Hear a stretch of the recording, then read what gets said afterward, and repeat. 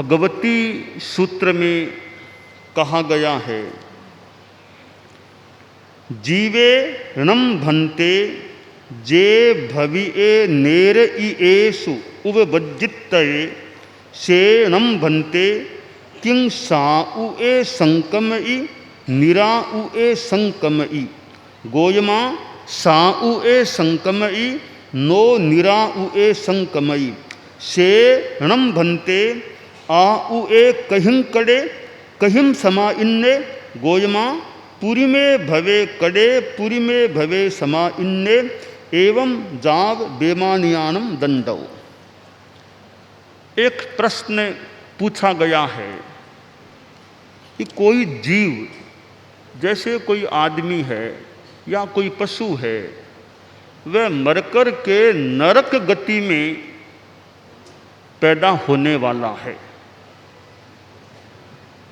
या कोई दूसरी गति में, कोई त्रियंश गति में पैदा होने वाला है या कोई वापिस मनुष्य गति में पैदा होने वाला है या कोई देवगति में जाने वाला है या देवता आयुष्य पूरा करके मनुष्य के रूप में पैदा होने वाला है, नारकीय जीव आयुष्य पूरा करके मनुष्य में या पशु की योनि में आने वाला, ये जो जीव हैं यूँ एक जीवन पूरा करके दूसरे जन्म में जाने वाले हैं, उनके बारे में प्रश्न है कि वे जब मरकर के अगली योनि में अगले जन्मस्थान में जाते हैं तो आयुष्य सहित जाते हैं या आयुष्य रहित जाते हैं। उत्तर दिया गया गौतम के नाम कि गौतम वह जीव है जो मरकर के जाने वाला है, जा रहा है, वह आयुष्य सहित संक्रमण करता है, आयुष्य रहित संक्रमण नहीं करता। तो फिर अगला प्रश्न है कि वो अगले जन्म का आयुष्य कहाँ बांधता है, कौन से जन्म में वो उसने अर्जित किया था अगले जीवन का आयुष्य। तो उत्तर दिया गया गौतम, वह पूर्व जन्म में अगले जीवन का आयुष्य बद्ध कर लेता है, अर्जित कर लेता है। यह संक्षेप में बात बताई गई है। इसका थोड़ा विस्तार इस प्रकार है कि कोई भी प्राणी, जो हम संसारी प्राणी हैं, कोई भी प्राणी अगले जीवन के आयुष्य का बंध किए बिना मरता नहीं है। मरने से पहले पहले अगले जीवन का आयुष्य कहाँ, क्या, वो कौन सी गति, वो निर्णय पहले होना ही होना पड़ता है। उसके बिना कोई जीव मरता नहीं है। तो वो आगे जाएगा तो आयुष्य का बंध साथ लेकर ही जाएगा, बिना आयुष्य बांधे नहीं जा सकता। इसलिए यह मानो बताया गया है कि आयुष्य सहित संक्रमण करता है, आयुष्य रहित संक्रमण नहीं करता। तो एक बात निश्चित हो जाती है कि अगले जन्म में जाना है तो पहले इस वर्तमान जीवन में निर्णय होगा, कर्म का बंध होगा, आयुष्य कर्म बंधेगा, आगे कहाँ किस रूप में पैदा होना है। तो यह बात स्पष्ट है कि आयुष्य सहित ही आगे जाएगा। अब प्रश्न पैदा यह हो सकता है कि अगले जन्म का आयुष्य वर्तमान जीवन में किस समय बंधता है, कब बनता है। उसके कई नियम बताए गए हैं कि जैसे कोई देवता है, देवता अगले जीवन का आयुष्य बंद करता है तो वह उस देव योनि के 6 मास बाकी रहते हैं, तब उसके अगले जीवन का निर्णय हो जाता है। इसी तरह नरक में जो जीव हैं उनके 6 मास आयुष्य बचेगा, तब उनकी अगली गति का, अगले आयुष्य का निर्णय हो जाएगा, बंद हो जाएगा। और जो मनुष्य हैं उनके अगले जीवन का बंध कब होता है, इसमें नियम है कि जितना मनुष्य का, जिसका जितना जीवन काल है उसके 3 भाग करो। जैसे 90 वर्ष का किसी का जीवन काल है तो 3 भाग करो, 30 30 30, तो 30 30 60, 2 भाग पूरे होंगे, उससे पहले अगली गति का आयुष्य बंद नहीं होगा। अब हो सकता है वो 60 वर्ष हुए तब हो जाए, तो उस समय अगर नहीं होगा तो पीछे 30 बचे, उनके फिर 3 भाग करो, फिर 2 भाग बीतेंगे, यानी 80 वर्ष का होगा तब आयुष्य का बंद। यो नियम है, कम से कम जीवन के 2 भाग बीतने से पहले अगली गति का आयुष्य बंद मनुष्य के नहीं होता है। और वे ऐसे जो मनुष्य हैं जो यौगलिक हैं, जो यानी असंख्य वर्ष वाले, बहुत लंबा आयुष्य वाले, जैसे वो जुगलिया बोलते हैं, जैसे भगवान ऋषभ से पहले युगलिया होते, 2-2 साथ में वो होते, वो जो यौगलिक होते हैं जिनका असंख्य वर्ष आयुष्य होता है, उन मनुष्यों का देवता के समान नियम है, 6 महीना शेष रहता है तब उनका अगली गति का निर्धारण होता है। इसी तरह जो कई पंचेंद्रिय तिर्यंच हैं, जो असंख्य वर्ष वाले हैं, उनका भी 6 महीना शेष रहता है जीवन का, तब अगली गति का निर्णय होता है। यूँ ये नियम है कि अगली गति का कब निर्णय होता है, पर अगली गति का बंधन किए बिना वो प्राणी, कोई भी प्राणी मरता ही नहीं है। ये और भी कुछ मतांतर भी इस बारे में बताए गए हैं। दिगंबर साहित्य में भी कुछ बात आई हुई है, हमारे श्वेतांबरों में है, दिगंबरों में भी कुछ भिन्न बात भी बताई गई है। तो जब कोई प्राणी मरता है, अगली गति में जाता है, बहुत ही कम टाइम लगता है। हमारी तत्वज्ञान की भाषा में इसको अंतराल गति बोलती हैं, विग्रह गति, अंतराल गति। एक जीवन के बाद अगले जीवन में पैदा होने से पहले बीच का जो रास्ता है उसको विग्रह गति बोल दें, अंतराल गति बोल दें, तो वो अंतराल गति बहुत ही अल्पकाल की होती है। अब वो अंतराल गति है, उसमें प्रश्न है शरीर होता है या नहीं। वो जीव जब जा रहा है अगले जन्म के लिए, तो मार्ग में वो शरीर है या अशरीर है, तो कहा दोनों ही बातें हैं। स्थूल शरीर की दृष्टि से, औदारिक वैक्रिय शरीर की दृष्टि से तो वह अशरीर है, किंतु तेजस और कार्मण शरीर की दृष्टि से वह शरीर होता है। तेजस और कार्मण शरीर तो आगे भी साथ में जाते हैं कि वो इंद्रिय है या अनिंद्रिय है। तो द्रव्य इंद्रियां जो कान, आंख, नाक दिखते हैं, उनकी अपेक्षा तो वो मार्ग में कोई इंद्रियां नहीं होती, अनिंद्रिय होता है। पर भाव इंद्रियां क्षयोपशम के रूप में वो इंद्रिय भी। यूँ ये अंतराल गति के अनेक नियम हैं कि अंतराल गति में कितना टाइम लगता है, का 1 समय, 2 समय, 3 समय, 4 समय। वो समय किसे कहते हैं? आगम साहित्य में हमारे जो समय शब्द है वो टेक्निकल टर्म है, पारिभाषिक शब्द है। वहाँ समय की परिभाषा है लघुतम इकाई टाइम की। कितनी लघुतम? कि देखिए, एक आदमी बैठा है, एक बार आंख का निमेश किया, यूँ निमेश किया, इतना सा निमेश, 1 सेकंड भी नहीं लगा होगा, निमेश किया। इस एक निमेश में असंख्य समय बीत जाते हैं, इतना टाइम सूक्ष्म है। उसमें से एक समय कितना सूक्ष्म है, बस इतना सा समय अंतराल गति में, या न्यूनतम या 2 या 3 या 4 ऐसे नियम हैं। तो ये आयुष्य के जो नियम हैं कि उसमें कोई भी प्राणी मरेगा तो आयुष्य साथ में लेकर जाएगा। अब जैसे अगर 3 समय की अंतराल गति है तो एक समय पहला समय है, तब तक तो पिछले जीवन का आयुष्य है, एक समय के बाद अगले जीवन का आयुष्य शुरू हो जाएगा। तो यूँ ये आयुष्य की बातें हैं। तो अब प्रश्न है कि अगली गति कौन सी मिलेगी। अब यूँ तो पक्का जान पाना, बता पाना भी मुश्किल है, पर एक हिंट हिंट के रूप में बताया जा सकता है।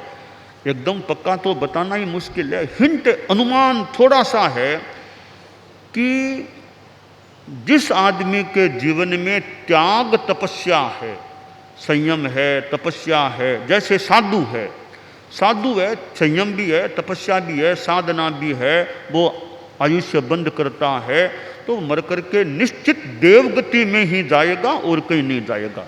अब साधुता है तो अब कोई मनुष्य है, वो साधु तो नहीं बना है पर श्रावक बन गया, सम्यक्त्व है, त्याग है, तो श्रावक है, श्रावकत्व की अवस्था में आयुष्य का बंद करेगा तो निश्चित देवगति में ही पैदा होगा और कहीं नहीं जाएगा। वे का श्रावक भी नहीं बना, केवल सम्यक्त्वी है, अभी त्याग और कुछ नहीं लिया है, तो सम्यक्त्वी की अवस्था में आयुष्य का बंद करेगा कोई आदमी तो निश्चित देवगति में ही जाएगा। देवगति भी सामान्य नहीं, वैमानिक थोड़ी ऊंची देवगति में जाकर के पैदा होगा। अब जो ऐसा मनुष्य है कि न तो मान लो सम्यक्त्व है, न व्रत है, न त्याग तपस्या, यानी कोई विशेष कोई त्याग तपस्या वाली बात कुछ नहीं है, भला आदमी है, प्रकृति से सरल है, भद्र है, ईर्ष्या नहीं, सामान्य दयावान है, ऐसा आदमी मरकर के वापिस मनुष्य गति में आ सकता है। एक आदमी है झूठ कपट बहुत करता है, बहुत ज़्यादा झूठ कपट करने वाला है, धंधे में क्या, व्यापार में क्या, बातचीत में क्या, कपट, झूठ, झूठ बोलना मानो आदत सी बन गई है, यदा कदा झूठ, फिर बात को ढकना, कपट करना, माया करना। ऐसा मायावान झूठ वाला आदमी है, ज़्यादा ही झूठ का ही जो ढाला है, आदत है, झूठ कपट के कारण से आदमी मरकर के तिर्यंच गति का यानी पशु आदि की योनि का आयुष्य बांध सकता है। अब एक आदमी है बहुत निष्ठुर, हिंसा वाला, महान हिंसा, आरंभ, महापरिग्रह, यह मांस मिट्टी मारने वाला, प्राणियों को मांस खाने में रस लेने वाला, ऐसे जो हैं बहुत आसक्ति वाले, कुणिमाहार, यानी हिंसा, निष्ठुरता और बहुत महा आसक्ति, महापरिग्रह, ऐसा कोई आदमी है, ऐसा व्यक्ति मर कर के नरक गति में पैदा हो सकता है। और तो क्या असाधना न हो जाए, भगवान महावीर का जीव था, पिछले जन्मों में वासुदेव बन गए थे, भगवान महावीर का जीव था, त्रिपृष्ठ वासुदेव बन गए, इतने सत्ताधारी, सत्ताधीश बन गए, परंतु अब वो सत्ताधीश थे, वो निष्ठुर परिणाम जो भी कारण बना, मर कर के 7वीं नरक में, प्रभु महावीर की आत्मा भी 7वीं नरक में जाकर के पैदा हो गई। यानी कर्मवाद में पक्षपात नहीं होता है, ये तो तीर्थंकर बनने वाले, इनको तो कुछ छूट मिलनी चाहिए, इनको क्यों नरक में। तीर्थंकर बनने वाले हैं, कभी इतने परम आराध्य बनने वाले हैं, पिछले जन्मों में पाप किया है तो ठेठ 7वीं नरक, उससे आगे कोई खराब स्थान है ही नहीं, इतना खराब स्थान या दुख का स्थान है, उसमें भी बहुत लंबा, अधिकतम लंबा आयुष्य, उस स्थिति में जाकर के भगवान महावीर की आत्मा पैदा हो गई। तो किसी को छूट नहीं है कर्मवाद में। तो ये हिंसा के परिणाम है, महापरिग्रह के परिणाम हैं, इनसे आदमी नरक गति में जाकर के पैदा हो सकता है। तो भगवती सूत्र में जो बताया गया है कि आयुष्य सहित ही आगे जाता है, आयुष्य रहित नहीं जाता, तो इस बात से हमें प्रेरणा यह लेनी चाहिए कि जब तक मोक्ष नहीं मिलेगा तब तक यह आयुष्य तो साथ में रहेगा। मोक्ष मिल जाए वो बहुत ही बढ़िया बात है, जब तक मोक्ष नहीं भी मिलता, संसारी अवस्था है, तो आदमी यह ध्यान दे कम से कम खराब गति में तो न जाना पड़े, दुर्गति में तो न जाना पड़े, नरक और त्रियंच में तो न जाना पड़े। और इसके लिए अपेक्षा है आदमी हिंसा, महापरिग्रह, झूठ, कपट, इनसे बचने का प्रयास करे। आप लोग गृहस्थ हैं, गृहस्थ हैं तो बिजनेस, उद्योग, धंधा, लेन देन बहुत काम करने पड़ सकते हैं। अब इन कार्यों को करते हुए भी गृहस्थ यह ध्यान दे कि छल कपट झूठ से जितना बचा जा सके वो बचने का प्रयास हो। ट्रांसपेरेंसी रहे कार्य में, कहीं छल कपट की बात नहीं। और ये पैसे के मामले में, अर्थ के मामले में छल कपट होता है, झूठ होता है, झूठे साइन होते हैं ऐसे, तो इन सब से पाप कर्म के बंध की एक बात बन सकती है। तो हालांकि यूँ तो गृहस्थ हैं, आप एकदम कोई साधु नहीं है, पूरा झूठ कपट से बचना मान लो मुश्किल हो सकता है, पर जितना ज़्यादा से ज़्यादा बचाव करने का प्रयास हो भी झूठ कपट से जितना ज़्यादा बच सकें तो उससे आत्मा अच्छी रहती है, अगला भी अपनी गति का एक क्रम खराब न हो। तो ये व्यवसाय, धंधा, लेन देन, अर्थ, धन की बात है, वो गृहस्थ जीवन में कोई बुरी बात नहीं है, धन आदमी को चाहिए, पर धन के साथ धर्म को भी जोड़ दिया जाए। धन के साथ धर्म भी, नैतिकता, ईमानदारी वो रखने का ज़्यादा से ज़्यादा प्रयास करें कि अशुद्ध पैसा मेरे घर में न आए। शुद्ध पैसा तो ठीक है आदमी को, अशुद्ध पैसा नहीं आए, धोखे का पैसा नहीं आए, किसी के साथ ठगी न हो, किसी का पैसा हड़पने का प्रयास न हो कि भी पैसा किसी का रखा, विश्वास के साथ दिया था भी ले लो, बाद में कहा नहीं तुमने मुझे कब दिया था मुझे, विश्वास से दिया, अब मुकर गया, लट गया, पैसा नहीं दिया वापिस। तो ये छल कपट झूठ की चीज़ें होती है, इनसे आत्मा पाप युक्त बन जाती है, मलिन बन जाती है। तो आदमी को भी पैसा तुमने दिया था तो अब झूठ क्यों बोलो, हो सकता है अब वापिस पैसा चुकाने की स्थिति नहीं रही, इतना कोई घाटा लग गया, कुछ हो गया कि पैसा वापिस चुका नहीं सकता, तो सही तो बोलो ना, अभी पैसा आपने दिया था, वर्तमान में मेरी स्थिति कमज़ोर है, अभी मैं वापस नहीं दे सकता, तो बात को स्वीकार तो कर लेना, आपने पैसा दिया था मुझे। झूठ बोल दे कि आपने पैसा मुझे कब दिया था, तो गृहस्थ को भी झूठ से, ये विश्वास से काम आदमी का चलता है, तो वहाँ अविश्वास की स्थिति पैदा आदमी नहीं करे। तो त्रियंश गति का जो आयुष्य बंध है उसमें झूठ और कपट ये दो मुख्य कारण हैं, त्रियंश पशु आदि की योनि में पैदा होने के आयुष्य बंध के। इसलिए कोई जीव सांप बन जाता है, कोई बकरा बन जाए, कोई और गाय बन जाए, घोड़ा बन जाए, हाथी बन जाए, तो ये अशुभ कर्मों के कारण से ऐसी स्थितियां बन सकती है। तो जीवन में दो बातें खास रखे आदमी कि जितना हो सके हिंसा, झूठ, कपट, चोरी, इन चीज़ों से, हालांकि गृहस्थ हैं, जितना बचाव हो सके बचने का प्रयास हो। साथ में त्याग तपस्या जितनी हो सके उतनी करें। अब जैसे श्रावक हैं, गृहस्थ हैं, सामायिक का जितना हो सके सप्ताह में 1 कर लो, 2 कर लो, सामायिक का क्रम चले, रोज हो तो और ही बढ़िया है। अपना थोड़ा त्याग संयम, थोड़ा रात्रि भोजन का, पूरा नहीं तो कभी कभी कर दिया, या 10 बजे के बाद खाना नहीं खाएंगे, इतना सा भी ले लिया, ऐसे छोटा छोटा त्याग, कभी पौरसी कर ली। संवत्सरी आए तो संवत्सरी का तो उपवास जहाँ तक हो सके छोड़ना नहीं चाहिए, बाकी तो शरीर है आदमी का, नहीं हो, पर जहाँ तक हो सके ये संवत्सरी है तो साल में 1 दिन तो उपवास कम से कम, थोड़ा दोहरा हो तो हो जाए, कोई खास बात नहीं है, 1 दिन तो उपवास करना ही चाहिए। फिर भी अब बहुत ही शरीर की तकलीफ है तो कोई बाध्यता तो कैसे की जाए, तो भौतिक स्थिति प्रतिकूल है शरीर की तो एकासना कर लें, फिर पुरुषी कर लें, कुछ तो संवत्सरी को करने का प्रयास करना चाहिए। तो यूँ गृहस्थ जीवन में त्याग तपस्या, खाना खा लिया, अब तो खाना शाम को खाना है, 3 घंटा का त्याग कर दो, अब खाना खा लिया 3 घंटा तक खाना खाने का त्याग है, तो थोड़ा थोड़ा वो संयम त्याग हो जाएगा। यूँ बात बात में अपना संयम, त्याग तपस्या। अब रोज एक कोई त्याग कर दे भी, आज अमुक चीज़ नहीं खाऊंगा, आज वो नहीं, तो थोड़ा थोड़ा त्याग चलता रहे तो वो हमारा संचय होता रहता है। धर्म का संचय होता रहता है। धर्म का संचय है वो फिर हमारा आगे काम आ सकता है, जीवन में काम आ सकता है, आत्मा के लिए काम आ सकता है। तो आदमी को अब आयुष्य का क्या भरोसा करे? ठीक है, थोड़ा अनुमान लगा ले भले, कई बार कब क्या शरीर की स्थिति बन जाए। हमारे साध्वी प्रमुखा कनक प्रभा जी थे, हालांकि तो उम्र भी यूँ आ गई थी पर इतनी कोई खास बात नहीं थी। भीलवाड़ा में तो वैसे मोटा मोटी ठीक ही थे।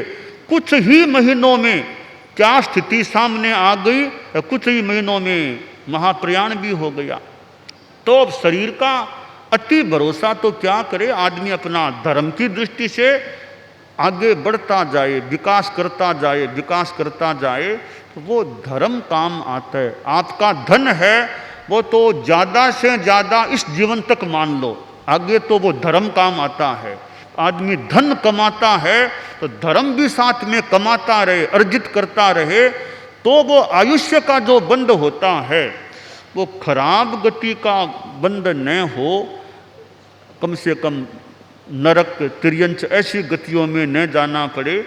तो यूँ जो भगवती सूत्र में जो यह बात बताई है कि जीव आगे जाता है, आयुष्य सहित जाता है संसारी अवस्था में, तो आगे कहाँ जाना वो निर्णय इसी जीवन में होने वाला होता है।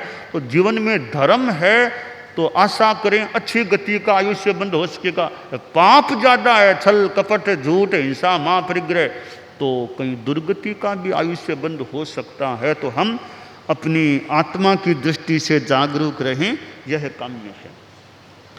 दानान शिष्ठम अभयपयाणम सच्चे सुया अणवज्जं वयन्ति तवेशुया उत्तम बंभचेरम लोगुत्तमे समणेनायते।